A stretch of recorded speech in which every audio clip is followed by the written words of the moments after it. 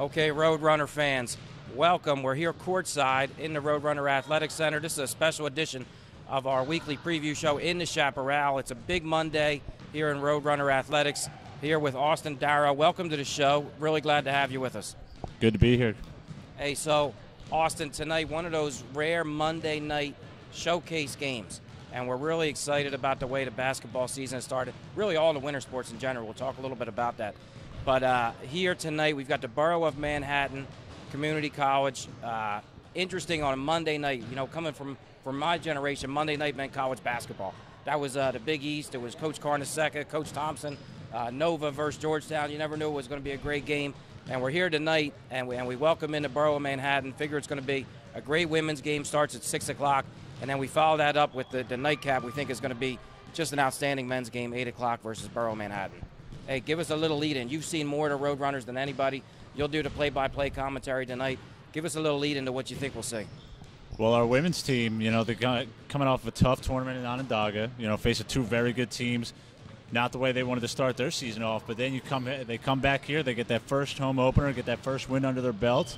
You know, didn't play as well as they wanted to, obviously, but little things they've cleaned up over the day that they had to prepare for this. And Borough of Manhattan coming in, I think that they're going to be ready, and they're going to jump on them real fast. And then our men's team, our men's team has been absolutely spectacular to start this season, and so is Borough of Manhattan's. So this is going to be a David and Goliath matchup for the nightcap, a primetime men's game. I'm excited for that one, and I'm sure the men's team is as well, as they are facing a team that just beat the #1 team, their rival Brookdale, just the other night. Hey, so a little bit of an insider's perspective here with you, Austin. And I've been really happy to have so many views on NJCAA TV. That's working out great so far. Good response. It's really fun to hear your broadcast. I was away the last couple games. One of the players I'm looking forward to see for the first time in person this year is Tiara Bush. She's been a leader now this year. Different type of role for her. Last year she was in a secondary role, played great, but she's averaging 16 points a game. How's she been able to score so much this year? You know what, I saw her stats last year. I didn't get to watch, obviously, but she had a pretty good season as a secondary player, and this year stepping up, basically being the leader, the captain of the team. You know, she's been really dominant on defense. I look back at the last game against Sussex. You know, they jumped out to a quick 5-0 lead. They had a Langenbach was her name. She jumped out really quickly, and Tiara Bush just shut her down for the rest of that game. And Tiara Bush, I mean, she's so good defensively. She is just, those long arms really help her get to block the passing lanes, get those steals. And then offensively, she's just so quick on that first dribble for most of the defense, the other players, that she just gets to the basket easily, or just an easy pull-up J. Right. One thing we hope that Borough of Manhattan did not tune in. Hopefully they don't realize she's a lefty, because she gets to that left hand into the lane quite often. One of the other players I really like to watch, McKenna Dowd. You mentioned her on Saturday. Just really tough on the defensive end. Type of player you love to have on your team and hate to play against. Yeah, me and Mike, we talked about that last game. She was an absolute nuisance for Sussex County defensively. I mean, she was, wherever the ball was, she was there. And she, honestly, I would hate to have her guard me. And I'm pretty sure that, like, because you could see towards the fourth quarter, the girl she was guarding was just gassed, because she had to do everything possible, work every way to get away from her. And McKenna was just all over the place. The scores, I think, they were up 25, and McKenna was still playing, face guarding her. She was not giving up, and that's what you love to have on your team, like you said. Yeah, absolutely. So the women's games tips off at 6 o'clock. We're interested to see the Borough of Manhattan, to see how they start off. They're 1-2 also, but they've played good competition. Similar to us, we're better than a 1-2 record, and I'm sure that'll change. The nightcap, the eyes of NJCAA D3 basketball will certainly be tuned in here to Deptford, New Jersey. We're expecting a lot of viewers from around the country to be tuned in to get a look at the Borough of Manhattan. We know they have two outstanding players, but also many folks are here going to be tuned in to see our freshman standout, Jazeer Noel. Jazeer Noel, I've been shocked by him.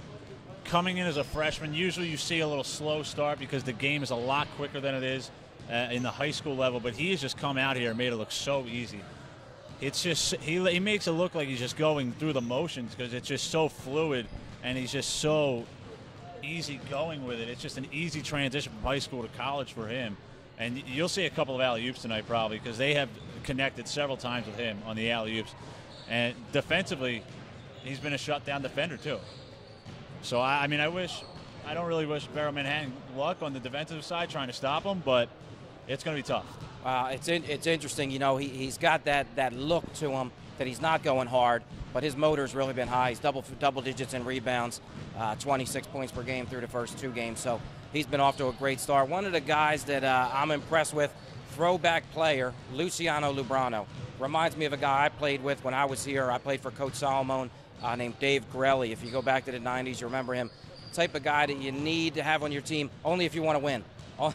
And Lubrano does a lot of things well, and he's really been impressive to me so far. Yeah, he's been all over the place, too, defensively. He's just a tall, lanky dude that you want. He will guard the paint. He's basically like a Kevin Durant-type body where you think you can bully him, but he's just going to give it to you right back. And that's what you love to see. And he'll connect on some shots, too, offensively. But all around, he's been great. Yeah, he can shoot. One of the things we're watching for tonight, unfortunate if you're tuned in on Saturday, Dante Messino banged up his knee a little bit. We definitely are going to need him. He's been a key on the rebounding side, scoring in the paint.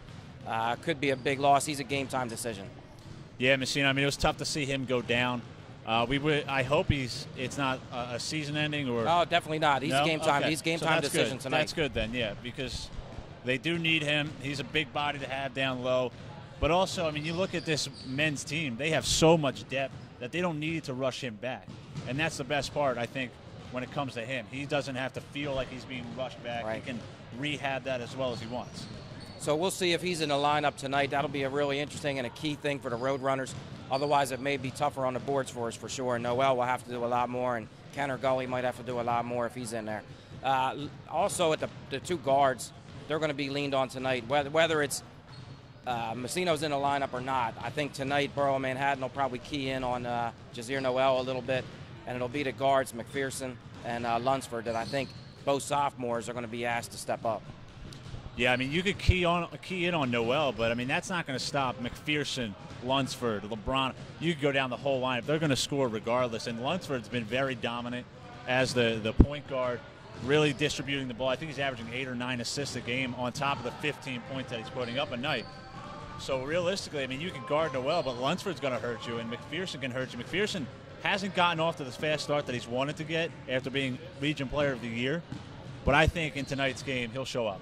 Yeah, I agree, and he's going to have to if the Roadrunners are going to have a good game. Hey, coming up later this week, tomorrow night we're at Atlantic Cape. That's a big Region 19 Garden State Athletic Conference matchup, and then Thursday we're at Passaic. So we're on the road after this, so make sure you're tuned in tonight. 6 o'clock for the women's, 8 o'clock for the men. Here on the broadcast on NJCAA TV, Austin Darrow, and make sure you're tuned in through the whole year for us. Austin, we should mention wrestling. They're off to a great start, and this weekend we'll get into a little more of that later in the week. To tune in, we'll have a special episode also to talk about the Green Terrier duels on Sunday at McDaniel College. So we'll talk about that a little bit later in the week. But tonight we're really focused in. You can see behind us the teams are on the floor, and just that we're only minutes away from the tip-off of the women's game. And thanks for coming on the show, Austin. Hopefully you'll be a regular guest on In the Chaparral. Thanks. I love being here, man. Roadrunner Nation. Great. Hey, see you at 6 o'clock, folks.